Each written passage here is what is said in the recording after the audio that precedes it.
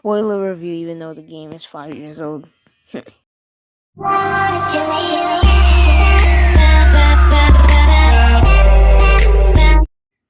Sonic Boom Rise of Lyric was a huge failure for Sega, and it lost money for the company, and even gave Big Red Button a notorious reputation for how bad the game was.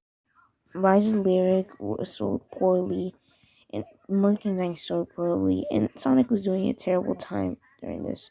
Sega had to lay off many employees, but people still had hope for the next main Sonic title. Sonic Forces was a disappointment to many. Story being bad, the levels being too short, and classic Sonic being here despite being there in generations as the past version of Sonic, now being the alternate dimension version of Sonic now, which is weird to me. But was Sonic Forces as bad as we thought? Tune in to the debut episode of Gold or Garbage to find out what it is. I'm not gonna sugarcoat it.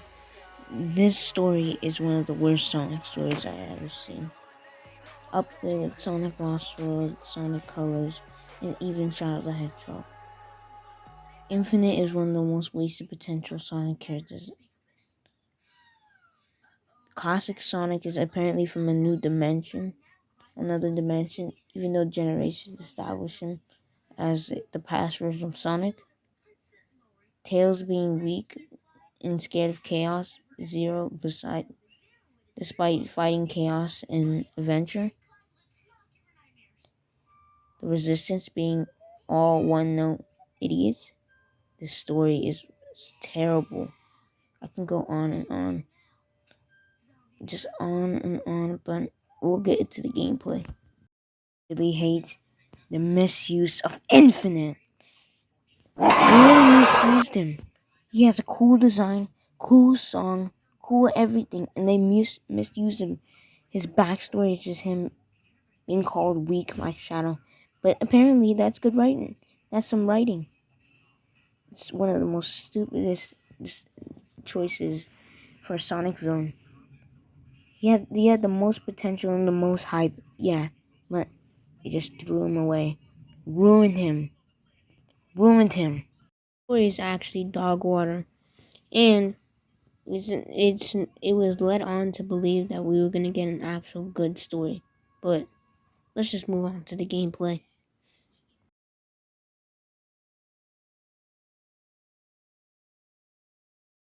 The gameplay is mostly like the boost games like Unleash, Colors, or Generations. But it's more linear, being the level design being overall worse. There are 3 gameplay styles: Sonic, the Avatar, which takes like elements from Shadow the Hedgehog, and I guess and Sonic Boom. Wispins, he uses the Wispins to get around areas, and classic Sonic.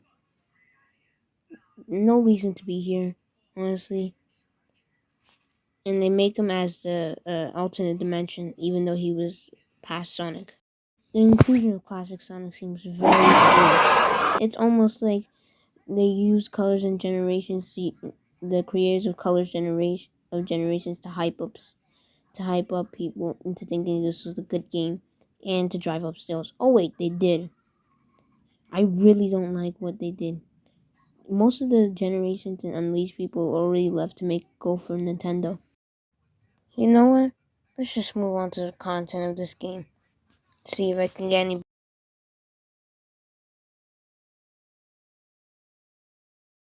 Sonic Forces has the main campaign, a bunch of levels actually, with some extra levels, and you can S rank everything. S rank all the stages. You can also do all these missions, such as S ranking a stage or using a certain Wispin. You can also get a lot of gear for your avatar, making it replayable for the missions. And you can also get some more Wispins. And there's another DLC available. The Super Sonic And more importantly, Episode Shadow. Episode Shadow is only 3 stages. We're just reusing Sonic stages, which is actually really disappointing. But the story is pretty good. Shadow's portrayal, Omega's portrayal, and Rouge's portrayal, but Infinite's backstory, bleh. Just getting mad over being called weak. It's kind of sad, to be honest. But let's just go to the conclusion.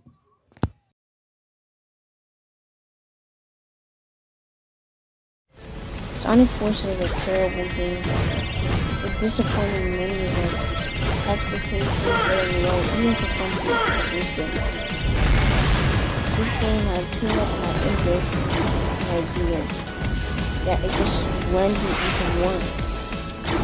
What happened? What was it caused by? Well, the failure of Sonic Boom caused this low budget game. You can even see to this day with Team Sonic Racing, or even the ports like Sonic Origins or Sonic Colors Ultimate.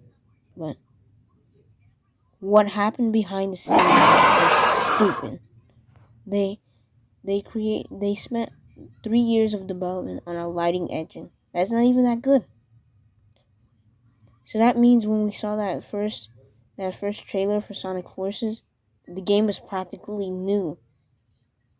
This is what I hate about Sonic Forces: the lying behind the scenes and the deception we had during pre-release. Too much ideas.